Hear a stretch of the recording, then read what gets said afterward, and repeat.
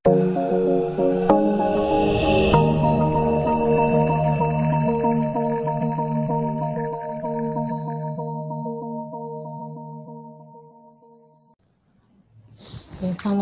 warahmatullahi wabarakatuh.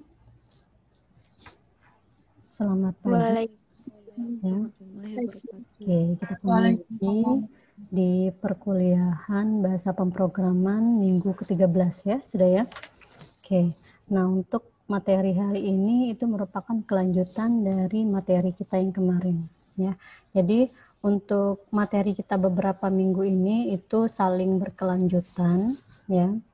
Gimana tujuan kita akan membuat suatu aplikasi ya, mungkin masih aplikasi sederhana di mana di dalamnya ya ada proses penginputan data, kemudian data tersebut disimpan ke dalam sebuah database ya, di mana di dalam database tersebut akan ada beberapa buah tabel yang akan kita gunakan sesuai dengan kebutuhan kita ya.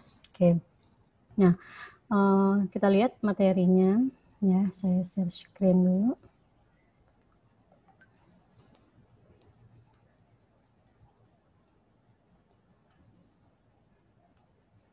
Oke. Kelihatan nggak?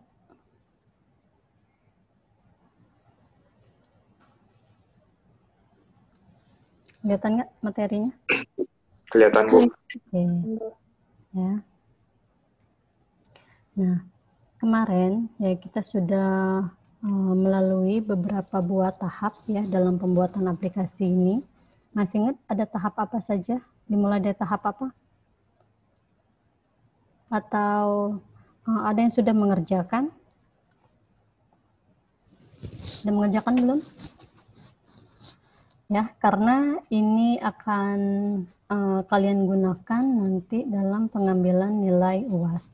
Ya, jadi kita mengerjakannya step by step ya, dari minggu ke minggu, dan tolong diikuti ya, biar nanti nggak salah langkah, artinya nggak salah kerja ya, mana dulu yang harus dilakukan ya. Jadi kita mengerjakannya step by step. Oke. Nah, kemarin kita sudah mencoba tahap pertama, yaitu dalam membuat aplikasi kita harus membuat formnya dulu ya, membuat form menu utamanya dulu dalam sebuah project ya. Kemarin kita sudah mencoba menjadikan form 1 sebagai form menu utama ya, yang akan memanggil form yang lain nanti ya.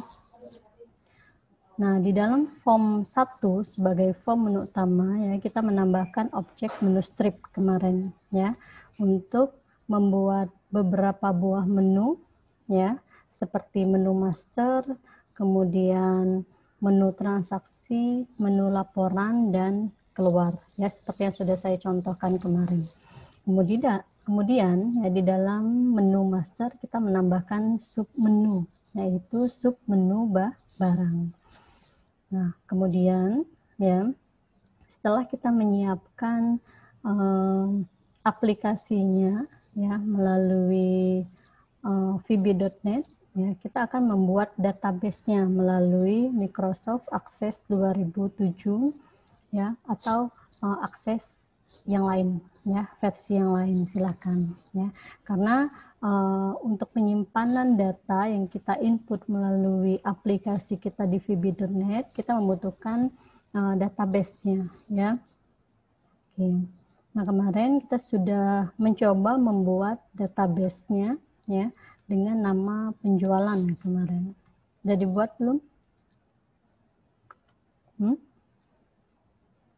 Ya.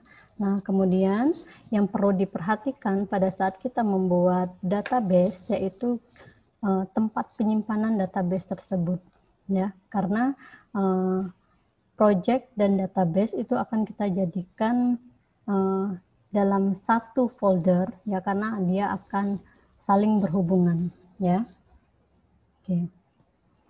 Nah, mungkin untuk hari ini ya, saya jelaskan dulu langkah-langkah apa saja yang akan kita lakukan ya untuk membuat aplikasi ini. Nah, nanti minggu depan ya baru kita akan mencoba mempraktekkan ya bagaimana membuat aplikasi tersebut ya.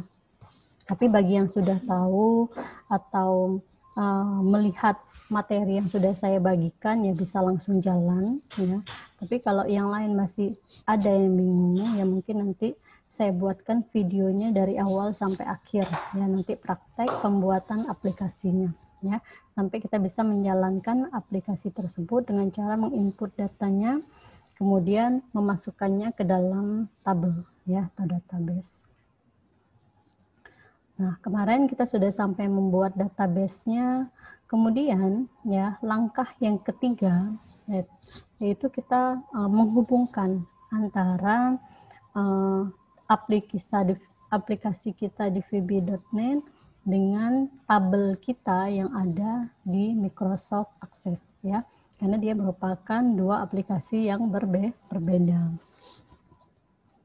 Caranya, ya, kita akan menambahkan file, ya, ke dalam aplikasi kita, yaitu file modul, ya. Cara menambahkan file modul itu sama dengan Anda menambahkan form baru, ya, yaitu dengan cara memilih menu, ya, menu project, kemudian add modul, ya. Kemudian kita beri nama modul kita yaitu koneksi, ya, karena sesuai dengan fungsinya, yaitu kita ingin mengkoneksikan database yang kita buat dengan program kita, ya, program aplikasi. Nah, jadi ada beberapa perintah yang harus Anda masukkan ke dalam file modul koneksi, ya, untuk mengkoneksikan database kita. Nah, mungkin bisa Anda lihat, ya, pada saat Anda menambahkan file modul koneksi, yang tampil adalah editor seperti ini, ya, tampilan editor seperti ini, yaitu berupa tempat untuk membuat perintah, ya. Nah, adapun perintah yang ada pada modul koneksi adalah sebagai berikut, ya. Yang paling atas, ya, tadi yang munculkan modul koneksi end modul, ya. Modul koneksi diakhiri dengan end modul. Nah, untuk perintahnya, ya, kita tambahkan dulu yang paling atas, itu namanya namespace, yaitu import system.data.oldb, kemudian baris kedua import system.data. Nah, ini namanya namespace, ya. Fungsinya untuk apa? Ya, fungsi namespace ini yaitu dia membawa coding bawaan dari .NET, ya. Jadi .NET itu punya ketentuan, ya, atau coding bawaan dari aplikasi tersebut. Nah, kita panggil melalui namespace ini, ya. Karena jika kita tidak menggunakan namespace, ya, maka coding bawaan dari .NET tidak akan tampil, ya.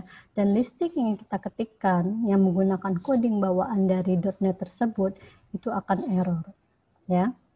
Nah, kemudian setelah Anda tambahkan namespace, ya, di paling atas, dua baris paling atas, kemudian kita tambahkan perintah untuk mencari lokasi database yang kita buat, ya.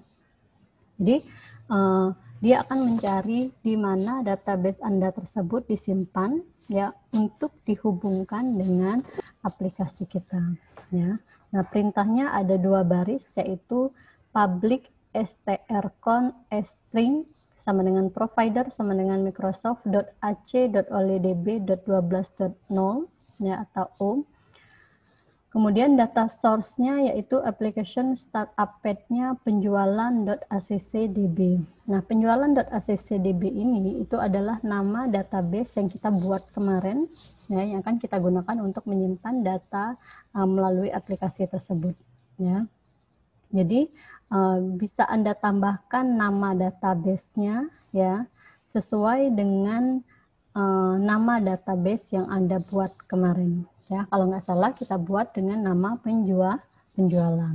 Nah, untuk nama database, ya, mungkin dia tidak case sensitif, ya. Jadi dia tidak memperhatikan besar kecilnya huruf, ya. Yang penting penulisannya sama, ya. Artinya kata-katanya sama, ya. Kemudian extensionnya adalah accdb, ya, karena dia menggunakan Microsoft AC oleh DB 12.0 ya. Kemudian tambahkan lagi public con as oleh DB connection ya. Ini fungsinya yaitu variabel ya untuk mengkoneksikan dengan database ya.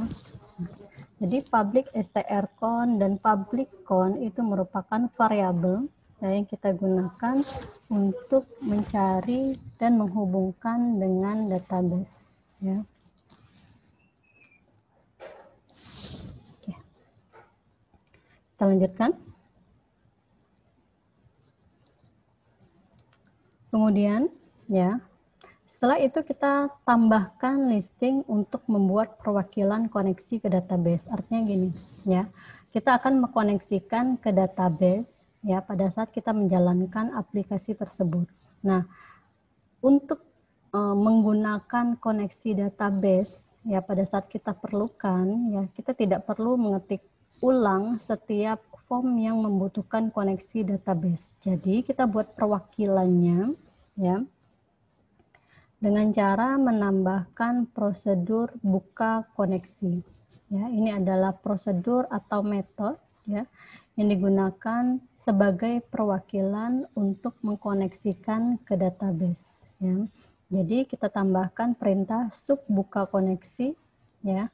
Kemudian perintahnya adalah con sama dengan new oleh DB connection dalam kurung strcon.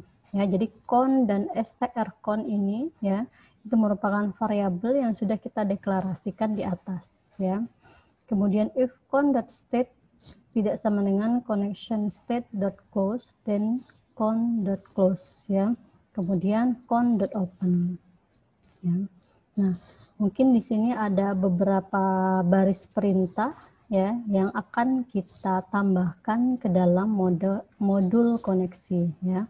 Jadi keseluruhan listing untuk modul koneksi ya yaitu bisa Anda lihat pada gambar ini ya. Oke. Nah, setelah Anda membuat perintah pada modul koneksi ya, kita akan membuat perintah ya langkah keempat ya, tadi udah langkah ketiga ya membuat koneksi. Kemudian langkah keempat ini kita akan melakukan pengecekan apakah dengan perintah yang kita buat ini ya itu sudah terkoneksi atau belum, sudah berhasil belum koneksi ke database-nya. Maka kita membuat perintah tersebut pada form menu utama ya. Karena apa? Pada saat Anda menjalankan program tersebut atau aplikasi tersebut yang muncul adalah form menu utama yaitu form 1. Nah, di form 1 ya Anda double klik kemudian Anda buat perintah ini ya yang gunanya untuk memeriksa ya apakah koneksi ini sukses atau tidak ya. Sebentar ya. Assalamualaikum Bu. Ya Bu. Ya Bu. Ya Bu. Ya. Hah? Tengah di kampus, tengah ngajar. Kok lah aku telepon dulu Bu. Oh, gimana?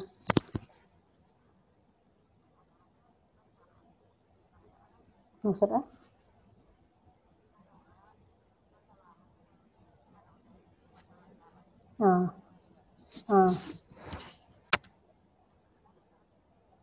Masuk Pak Kades. Pak Kades. Allah ada masalah ada. Tinggal orang bikin surat tugas ya. Oh, surat tugas ya.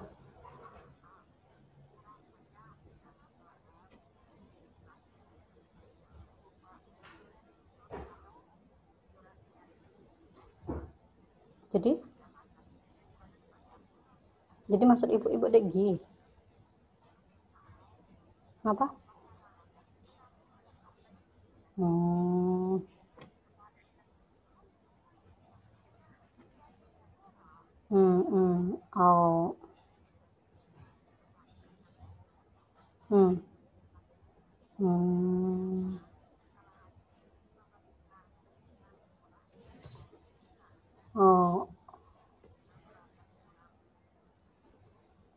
diizinkan.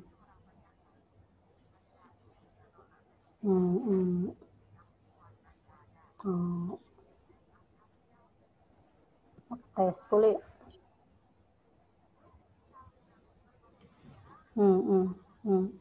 Oh Bu, bukan ku nak motong dulu, ku ngajar dulu Bu, kalau ku telepon lagi Bu, sudah ya. Oke. Oh oke lah Bu, makasih Bu. Yo, Assalamualaikum.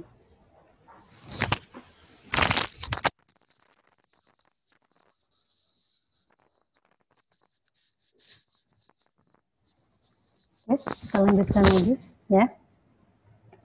Nah, jadi fungsi perintah ini yaitu untuk memastikan atau memeriksa apakah koneksinya sukses atau tidak. Jadi jangan sampai setelah kita selesai di ujung nanti kita sudah mulai input data, ya udah selesai, tahu-tahu tidak connect, ya tidak koneksi ke database. Jadi sebelum kita melangkah ke langkah berikutnya, ya kita meneruskan langkah berikutnya, kita coba periksa dulu apakah koneksi database-nya sukses atau tidak. Nah, jika dia terkoneksi, maka dia akan menampilkan message box atau pesan bahwa koneksinya sukses, ya. Tapi jika gagal, dia juga akan menampilkan pesan bahwa koneksinya gagal. Nah, harus kita periksa, ya. Pemeriksaannya biasanya apakah database yang kita panggil itu sesuai dengan database yang kita buat tadi. Kemudian apakah tempat penyimpanannya itu sama, ya, artinya di dalam folder bin kemarin ya, bin di debug. Jadi ada atau tidak database tersebut di dalam folder di debug.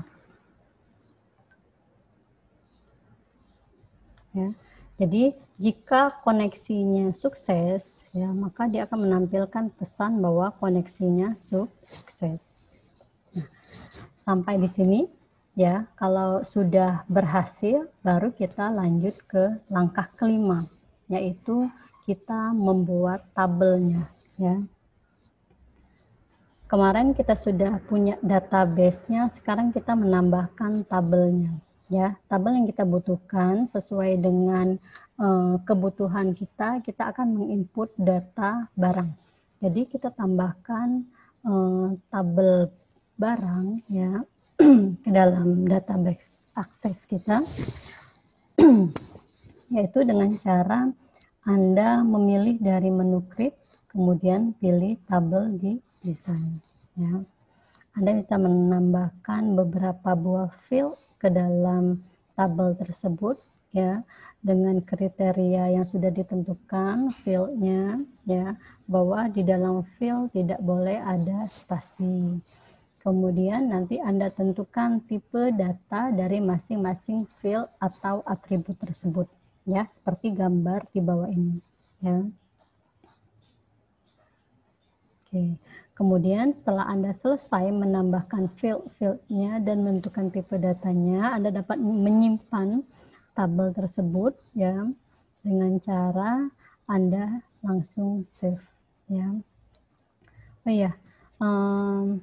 Pada saat Anda menambahkan field, ya, mungkin ada yang tidak otomatis menampilkan primary key-nya. Ya, jadi Anda tunjuk ke salah satu dari field yang Anda buat, ya, sebagai primary key dengan cara mengklik baris field tersebut, kemudian klik tanda kunci yang ada di atas, ya.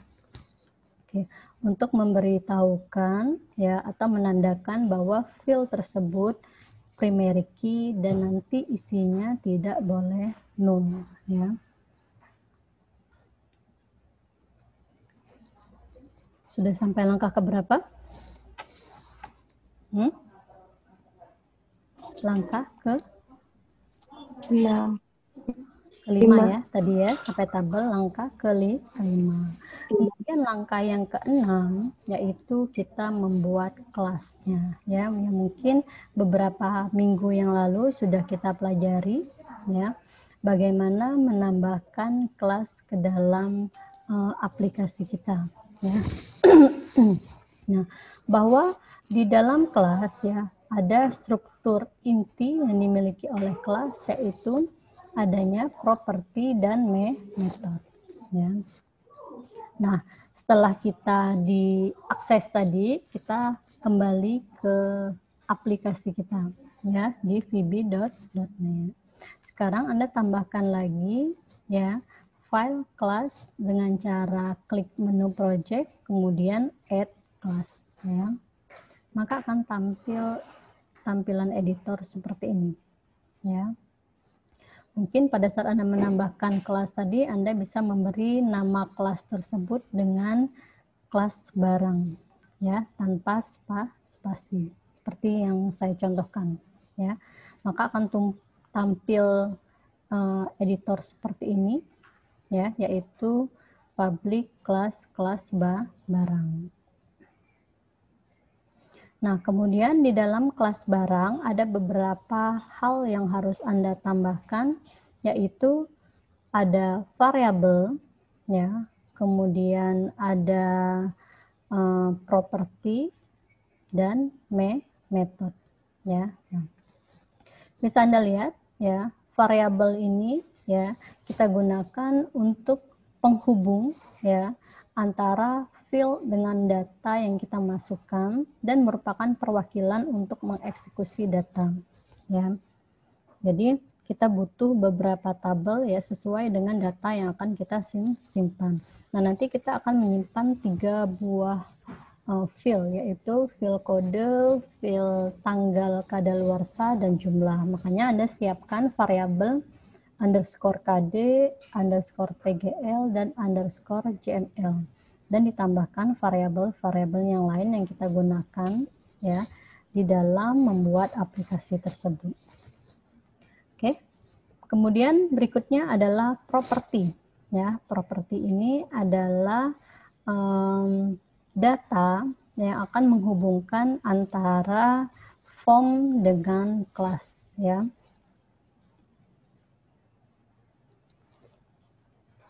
Kita tambahkan 3 buah properti ya, sesuai dengan strukturnya. Tadi ada kode, tanggal, dan jumlah.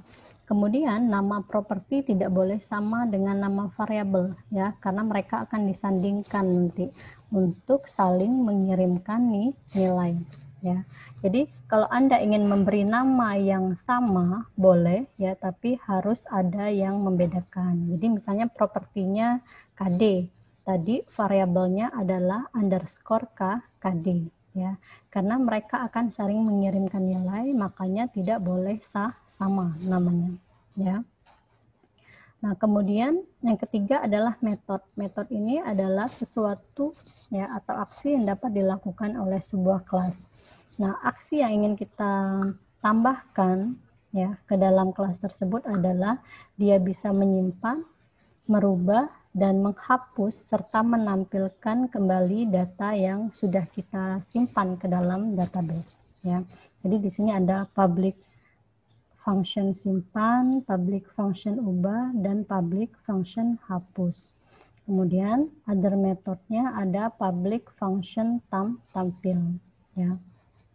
Nah, dari setiap metode ini ya ada query yang digunakan. Ya mungkin minggu kemarin sudah saya jelaskan di mata kuliah pengantar basis data. Ya kebetulan kita sama. Nah, ada penggunaan perintah-perintah dasar, yaitu perintah apa? Kalau insert, update, delete, select. Ada ingat nggak? Itu perintah apa? DDL atau DML?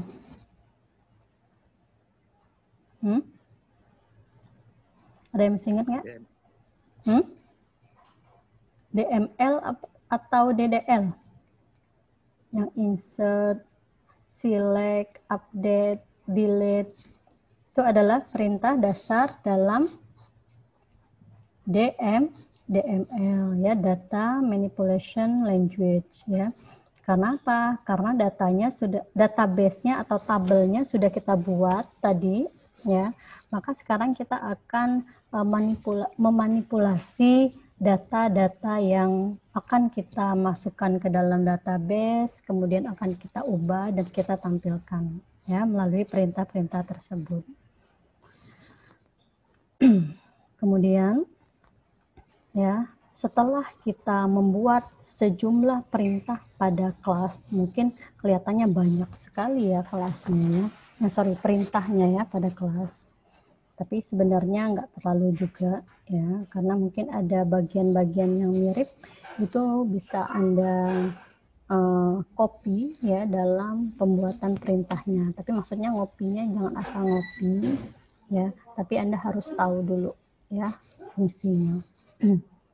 Oke, nah setelah Anda selesai membuat perintah pada kelas ya, kita lanjut ke langkah berikutnya, yaitu langkah ke-7 ya.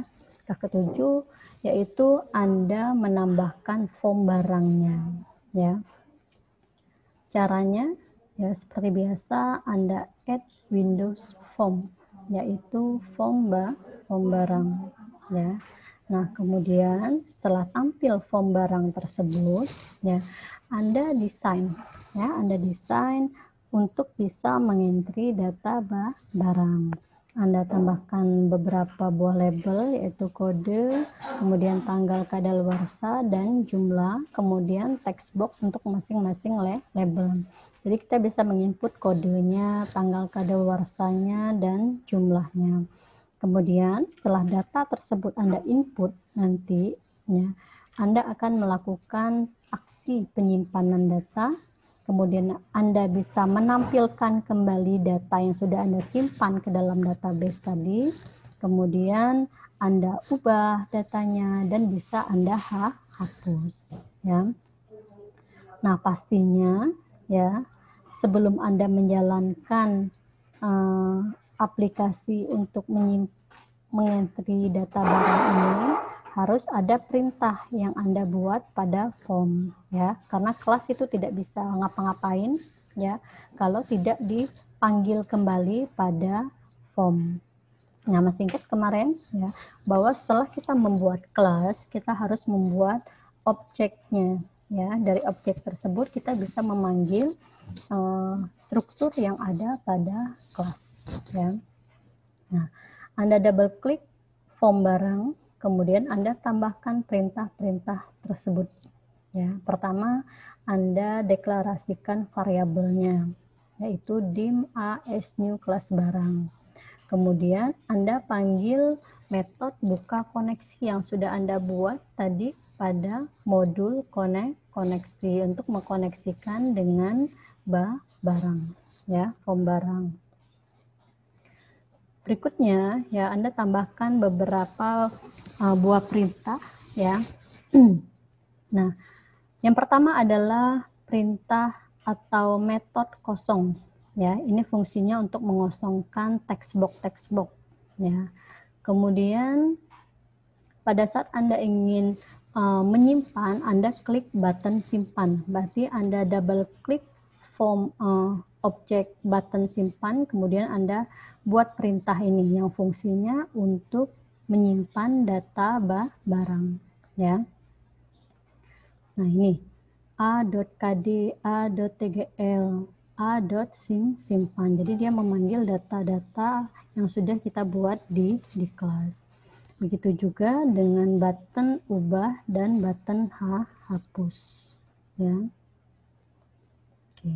Kemudian yang perlu Anda perhatikan yaitu Anda ingin menampilkan data barang yang sudah Anda simpan tadi ya, yaitu pada saat Anda menginput kode barang di text box 1 ya, kemudian Anda enter, maka dia akan menampilkan data tanggal kadaluarsa dan jumlah ya, sesuai dengan yang sudah Anda input dan Anda simpan tadi ya. Nah, caranya seperti ini ya. Private sub text box 1 underscore keypress ya. Anda double klik text box 1 maka akan tampil private sub dan end sub. Nah, actionnya yang harus Anda ganti adalah yang keypress ya. Tinggal Anda ganti nanti actionnya ya di setiap objek tersebut ya. Nah, kalau sudah selesai ya, berarti aplikasi Anda untuk menjalankan form menu barang, menu master dan sub menu entry barang sudah bisa Anda lakukan. Oke. Nah, mungkin untuk minggu ini saya cuma menjelaskan cara-caranya saja, step by step, ya. Baru nanti minggu depan kita coba prakteknya, ya. Oke, ada yang ingin ditanyakan? Halo? Ada yang ingin ditanyakan? Nggak ada?